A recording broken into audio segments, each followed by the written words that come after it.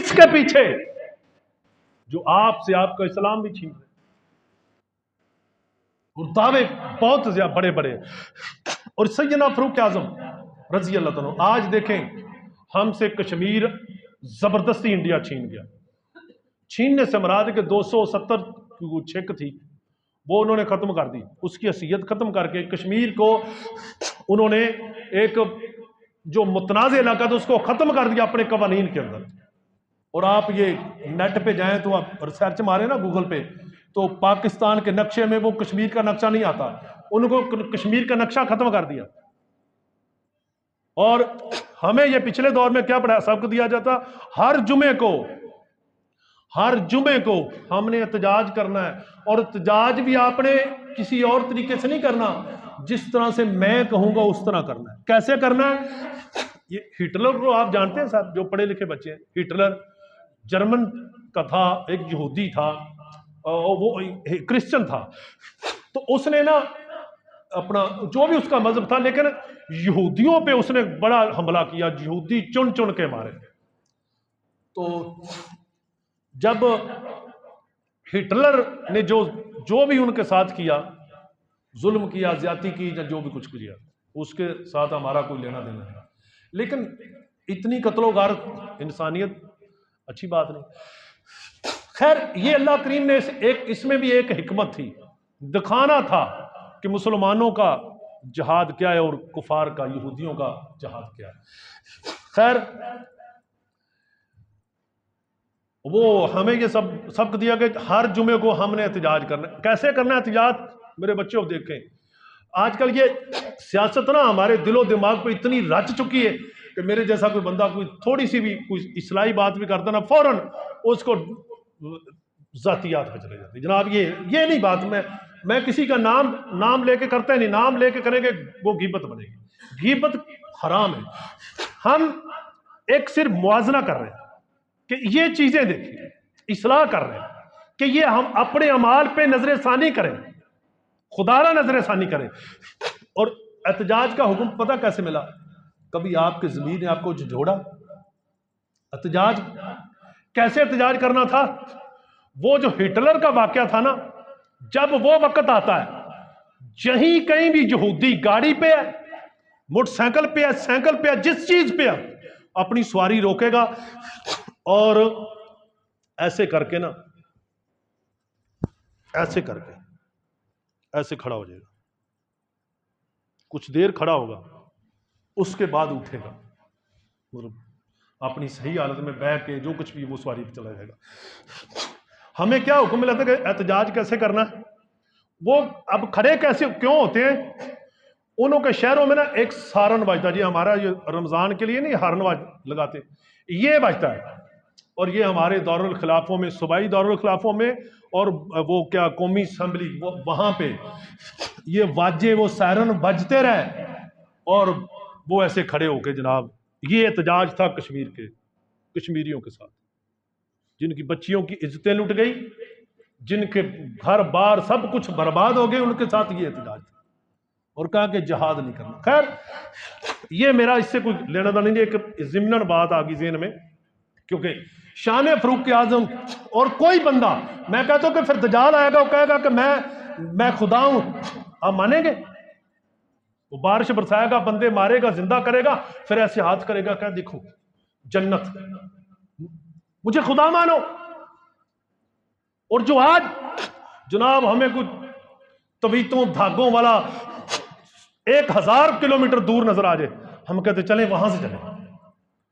ہمارے گھر بچوں کے ساتھ پاس کپڑے نہیں ہیں, ہمارے بچوں کے لیے صحیح طرح سے اسکول جانے کے لیے جوتے نہیں ہیں, کھانے کے لیے کوئی چیز نہیں ہے, بھوکے. اور وہ کہتے ہیں جناب چلو جی, وہ کہتا ہے جناب بکرا دے دو, ہم دے کے آ جاتے ہیں, فلاں چیز دے دو. بھئی یہ چیز نہیں اسلام یہ چیز نہیں ہے. اسلام کو پڑھا ہی نہیں آپ نے, اور نہ پڑھنے کی وجہ سے ہم ذلت کی طرف چلے گئے. سیدنا فاروق اعظم رضی اللہ عنہ کی شان پاک, مدینہ منورہ کا شہر تھا, اور آج یہ رافضی لوگ یہ غلط بیانی کرتے ہیں. سیدنا فاروق اعظم نا مدینہ پاک کے بچوں میں یا نوجوانوں میں کپڑے تقسیم فرما رہے تھے. کپڑے سب لوگوں کے بچے یا نوجوان بچے، یا جیسے ایک وقت کا حاکم غریبوں کے لیے کوئی سہولت ہے تو وہ آپ بانٹ رہے تھے، تو بانٹتے بانٹتے نا کپڑے سب ختم ہو گئے. حضرت امام حسن اور امام حسین، ان کو کپڑے سوٹ نہیں دیے، تو بڑا ایک مسئلہ پیش آ گیا کہ امیر المومنین نے حسن اور حسین کو نہیں دیے، تو وہ امام حسن اور حسین پاک وہ بھی خاموش رہے، بھی ٹھیک ہے کوئی بہتری ہوگی. آپ نے اسپیشل نا یمن میں بندہ بھیجا، فرمایا کہ اس کوالٹی کے 2 سوٹ لے کر آؤ. یہ تو لوگوں میں تقسیم کیے ہیں، یہ تو نبی کے نواسے ہیں، ان کے لیے ویسے سوٹ تو نہیں لے کر آئیں گے، اسپیشل جو کسی نے نہ پہنے ہو وہ حسن اور حسین کے لیے لے کر. جب وہ سوٹ آئے حسن اور حسین کو بلایا، فرمایا کہ یہ آپ شہزادے ہیں اس لیے میں عام لوگوں میں تقسیم کیے، وہ اور تھے، آپ کے لیے اسپیشل منگائے یہ اور. اب مجھے بتائیں یہاں پہ کیا بغض اہل بیت پاک، اور ہمارے پاس نالج کیا ہماری سیاح. ہم کہتے جناب چلو جی، آپ جانتے ہیں آپ کے سامنے کسی صحابی، کیونکہ بندہ گستاخی کرے تو آپ سن لیں تو آپ کا ایمان بچے گا، کسی نبی کی شان میں گستاخی کرے تو جہاں پہ ایسا خدشہ ہے وہاں پہ جانے کا کیا فائدہ. میرے نبی نے فرمایا جہاں پہ صالحین کا ذکر ہو اپنی محفلوں کو خوبصورت کرنے کے لیے میرے عمر کا ذکر کرو، میرے عمر کی فضیلت بیان کرو. اور جبریل آئے حضور کی بارگاہ میں، فرمایا جبریل مجھے عمر کی فضیلت بیان کر کے بتاؤ، عمر کی فضیلت بیان کر کے بتاؤ. عرض کیا یا رسول اللہ میں اتنی دیر جتنی دیر سیدنا نوح علیہ السلام زمین پہ رہے 950 یا 1000 سال کا عرصہ، میں اتنی دیر دن پر رات 900 یا 1000 سال کا عرصہ میں فاروق اعظم کی نیکیاں بیان کروں تو جبریل فرماتے ہیں میں بیان نہیں کر سکتا، عمر کی نیکیاں اس سے بھی زیادہ ہیں. اور عمر کہتے ہیں کہ کاش ابو بکر کے سینے کا میں اقبال ہوتا. میرے لیے یہ اعزاز ہے. یہ ہمارے حکمران، یہ ہمارے اسلاف، یہ ہمارے اکابرین، ان کی سیرت پڑھیں، ان کے نقش قدم پہ چلیں. اگر کامیابی چاہتے ہیں اپنی بچیوں میں اپنے بچوں میں کامیابی چاہتے ہیں تو ان کو پڑھیں. کوئی کسی کو پڑھ رہا ہے، کوئی کسی کو پڑھ رہا ہے، کسی کا کوئی آئیڈیل ہے، کسی کا کوئی آئیڈیل ہے. میں پرسوں ڈاکٹر صاحب کے ساتھ یہ کہہ رہا تھا کہ ڈاکٹر صاحب یہ ہمارا ہم سب کا تمام مکتبہ فکر، ہمارے جتنے بھی مسالک ہیں تمام کا اس فون پہ یقین ہے یا کہ نہیں؟ سب مانتے ہیں فون کو، کال مناتے ہیں، کال ملاتے ہیں. یہاں تک تو ہم پہنچ گئے، یہ کہتے ہیں یہ سائنس نے بنایا، یہ انگریز نے بنایا. ہم نے کیا بنایا؟ ہمارے بچے جو پڑھ جاتے ہیں وہ کہتے ہیں ہم نے کیا بنایا؟ بھئی جو ہم نے بنایا وہ ہم نے پڑھا ہی نہیں. ہم نے کیا بنایا؟ اب سلیمان علیہ السلام کی عدالت لگی. ٹائم بتا دینا بیٹا.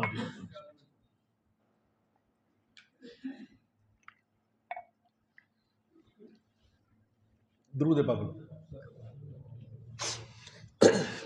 عدالت لگی. سلیمان علیہ السلام فرماتے ہیں، میں واقعہ لمحہ شارٹ کر کے صرف میں ایک پوائنٹ دینا چاہتا ہوں. کون لے کر آئے گا؟ جنات. جنات کون جنوں میں سے لے کر آئے گا؟ اس کو پڑھا کبھی؟ اس پہ اسٹڈی کریں، اس پہ ریسرچ کریں. آپ کی جب تک آپ کی روح اس جسم کے اندر قید ہے اس وقت تک آپ کو سمجھ نہیں آئے گی. جب آپ کو روحانی غذا ملے گی آپ کی روح کو وہ آئینہ نظر آئے گا، پتہ آپ کو لگے گا کہ نبی اور نبی کے صحابہ کا مقام کیا. فرماتے ہیں کہ جناب کون لے کر آئے گا؟ کسی نے کہا جی، ایک جن نے کہا میں کتنی دیر میں محفل برخاست ہونے تک، کسی نے کہا کہ ایک ہفتے تک. جنات نے مختلف اپنی رائے دی. آپ نے فرمایا نہیں، وہ تو بالکل قریب آ گئی ملکہ بلقیس. اس سے پہلے اس چیز کو میرے پتر بچوں کسی یونیورسٹی میں کسی کالج میں پڑھایا جاتا ہے؟ نہیں. جہاں سے یہ پڑھایا جانا تھا وہاں پہ کہیں ہم نے کنجر نچا دیے، کہیں ہم نے دنیا کٹھی کرنے والے بٹھا دیے، جہاں سے دین ملنا تھا وہ نقشہ ہی بدل دیا۔ یہ مسجدیں بچی ہے اللہ اللہ کر کے، پتہ نہیں اس میں بھی اللہ تعالیٰ خیر فرمائے، نمازیوں کی جگہ کوئی ایسا مسئلہ نہ پیش آ جائے، اللہ تعالیٰ ہمیں معاف فرمائے۔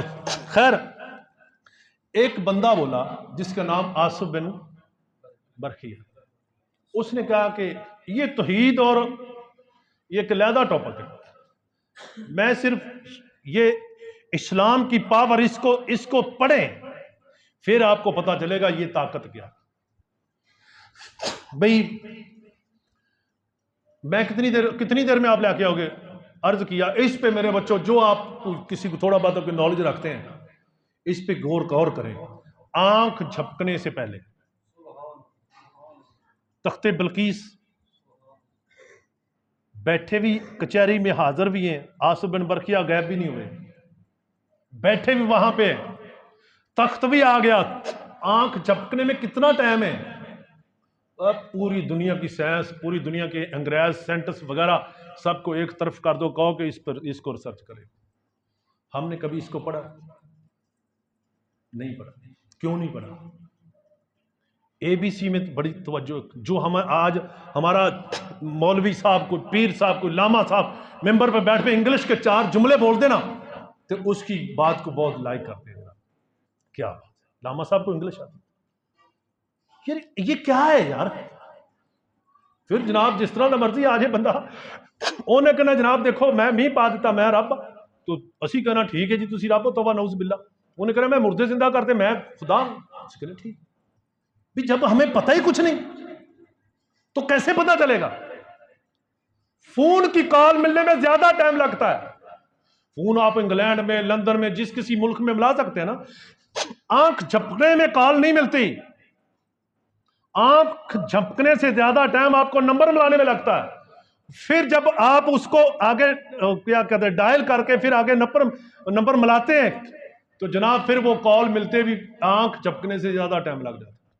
لیکن جو جنہوں نے اسلام کی اسٹڈی کی، اسلام کو پڑھا اور اپنی روح کو غذا دی، ان کی شان دیکھیں۔ اب میں کیا بات کر رہا تھا بھول گیا۔ آصف بن برقیہ نے آنکھ جھپکنے سے پہلے تخت حاضر کر دیا۔ 80 گز چوڑا، 40 گز لمبا 80 گز چوڑا، 40 گز، اور اس وقت کے مطابق 6 ماہ کی مسافت، 6 ماہ کی مسافت، یعنی سفر 6 ماہ بندہ لگاتار کرے پھر وہاں پہ پہنچتا تھا۔ اس طاقت کو کبھی سٹڈی کیا؟ کیوں نہیں کیا؟ ہمیں تو 25 سال، آج داڑھی سفید ہوگی، ایک 50 ایج ہوگی، آپ سے یہی کہہ رہے ہیں وہ قرآن پڑھو۔ یہ بچے بیٹھے نوجوان، ان میں کتنے جو انہوں نے قرآن پڑھا ہے؟